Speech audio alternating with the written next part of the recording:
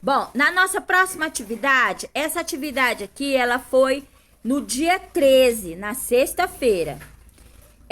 Foi mostrado aqui o gráfico, o tempo gasto para ir de casa até a escola. Esse gráfico aqui representa o tempo que a professora gastou para ir de casa até a escola, usando o transporte público. Então, aqui tem o tempo e tem os dias da semana. Tem os minutos e os dias da semana. Aí aqui ele mostrou o plano cartesiano. Lembra que aqui ele mostrou, ó. O autor mostrou a tabela e o plano cartesiano. Agora, aqui é o seguinte, eles mostraram a tabela, ou mostraram o plano cartesiano e vocês vão montar a tabela. Depois, vocês vão montar o plano cartesiano e a tabela. Primeiro, eles mostram como fazer os dois. Depois, eles mostram como fazer um. Depois, vocês têm que fazer os dois usando o que eles mostraram. Que a professora está indicando para vocês. Tá ok? Então, nós temos aqui minutos e os dias da semana. Preencha a tabela com as seguintes informações. O tempo gasto de casa até a escola. O dia da semana e os minutos. Segunda-feira foi 30 minutos. Terça-feira foi 40 minutos. Quarta-feira foi 20 minutos. Quinta-feira foi 60 minutos. E sexta-feira, 40 minutos. Em quais dias da semana o tempo gasto foi o mesmo? Foi na terça-feira e na sexta-feira. Gente, olha, caprichem na letra. Tem umas letras que estão enviando aí para mim, que, por favor, vocês estão se preparando para um sexto ano. Por Fundamental 2. Não pode ter letra de qualquer jeito. Não pode ter escrita de qualquer jeito. Porque senão a professora de português lá da Francisca Martendal vai pegar muito no pezinho de vocês, hein? Então, vamos consertar essa letra. Em qual dia da semana a professora levou 1 hora para ir de casa até a escola? Foi na quarta-feira. Lembra que lá a professora colocou no dia da aula quantos minutos equivale a 1 hora? D. Em quais dias ela levou mais de meia hora? Na terça-feira, na quinta-feira e na sexta-feira. Não é só terça, quinta e sexta. Teve aluno que respondeu assim. Não é isso. Não é assim que se escreve o dia da semana. O dia da semana é terça-feira, quinta-feira e sexta-feira. Aí, muitos podem até falar assim, professor, exige demais. Não é exigir demais. Eu falo a maneira correta que vocês têm que fazer, tá bom? Então, vamos aprender da maneira correta. Não continuar no erro. Então, tem muitos alunos que me enviaram atividade que precisa corrigir e me enviar novamente. A palavra é sua. Aqui, essa atividade é a atividade de hoje de língua portuguesa. Tem assim, texto instrucional. Como nós não estamos trabalhando presencial, então não tem como eu estar fazendo grupos. No caso aqui era para formar 3 grupos, ou pela quantidade de alunos da turma, a gente formaria mais grupos, né? Vocês vão escolher um desses temas aqui, tá? Um desses temas aqui. E vão, pesquise a versão do jogo de acordo com o número de seu grupo. É importante que todos os integrantes aprendam a jogar a versão pesquisada.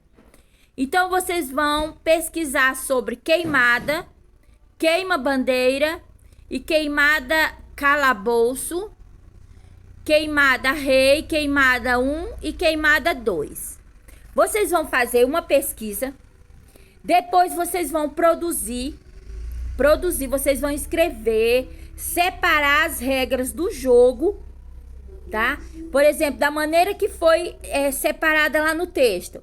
O material que é utilizado no jogo, as regras do jogo, o modo de jogar e depois como é jogado o jogo. E vão produzir um vídeo sobre esse jogo. Como nós não estamos presencial, então não tem como eu estar avaliando a apresentação do grupo. Então, vocês têm que produzir o vídeo para a professora estar avaliando a apresentação de vocês e a pesquisa que vocês fizeram. No bimestre passado, tinha muito aluno que tinha notas até boas, vamos dizer, notas boas. Já diminuiu a nota. Se não fizer essas atividades, vai diminuir mais ainda. Então, eu espero que todos façam, leiam esse texto aqui, façam a pesquisa e façam a produção. Qualquer coisa, anotem tudo no caderno, né? Por exemplo, a Poliana Facine e o Jean Lucas, como eles são irmãos, eles podem fazer juntos. Por quê? Porque eles estão na mesma casa. São irmãos, estão na mesma casa. Eles podem escolher o mesmo jogo, fazer a mesma pesquisa, pode gravar o vídeo, os dois juntos, tá? Um falando um pouquinho, né? Um fala uma coisa, outro fala outra. Separa lá, tá? A mãe dele é excelente para acompanhar as atividades dos meninos, tá? De parabéns, assim como muitas mães estão de parabéns, né? O que eu tenho de falar, elogiar, eu elogio. O que eu tenho de criticar, eu critico, tá bom? Então, são as mães que estão de parabéns, é nota 10, desses alunos que estão em dias com as atividades. Quando eu tenho atividade que eu envio, dentro de 20, 30 minutos, já tem aluno enviando a atividade pronta para mim. Então, essas mães estão 10, estão maravilhosas. E os filhos melhores ainda. Essa atividade aqui é a atividade de matemática, que é a continuação de estudos sobre os gráficos. Deixa eu ver o meu tempo aqui, tá bom. No gráfico a seguir, está representada a variação do preço da passagem de ônibus em que a professora usou para ir de casa até a escola entre os anos de 2016 e 2019. Primeiro, nós estudamos os dias da semana com os minutos que ela gastou. Agora, nós vamos estudar em relação ao preço da passagem e os anos em que ela está pagando essa passagem. 2016, 2017, 2018, 2019. Isso na parte horizontal. Na parte vertical, que é dos lados, é o preço das passagens em reais. Qual era o preço da passagem de ônibus em 2016? Em 2016, deixa eu pegar aqui a canetinha, pega aqui e vai até o ponto. Então, em 2016, o preço da passagem era de R$ 2,50.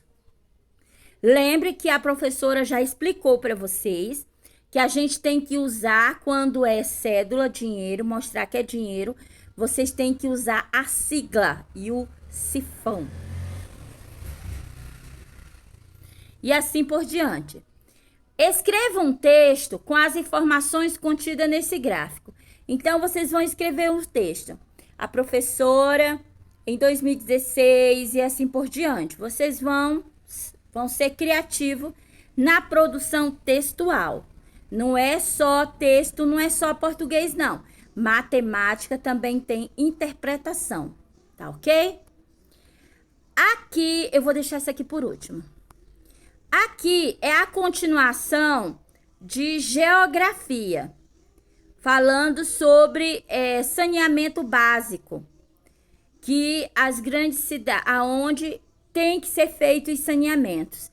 Aqui é sobre em relação às enchentes, que também fala que as ruas, às vezes, enchem muito de água, a água sobe muito, entra nas casas. Também, às vezes, não é falta de saneamento básico, não. É muito lixo jogado na rua. Então, o lixo, ele entope as bocas de lobo e não tem por onde a água passar.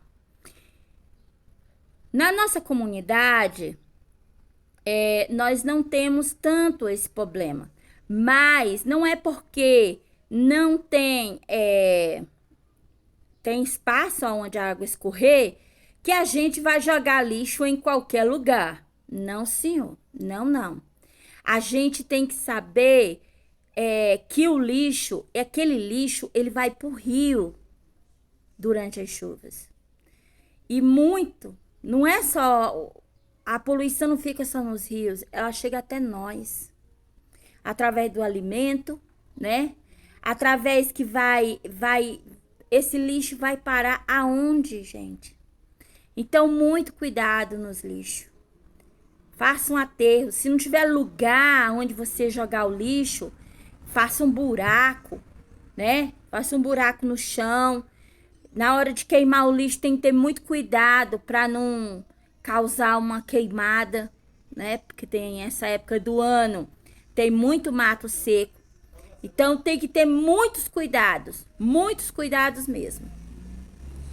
Aqui em ciências, eles falam, eu vou fixar, vocês vão ler, e eu vou fixar sobre essa parte aqui, que vem falando o que são rios voadores. Eles são muito interessantes esse tema, rios voadores. A gente pensa assim, mas como é que um rio voa? Né? Então, a professora agora vai mostrar para vocês por que eles são chamados de rios voadores.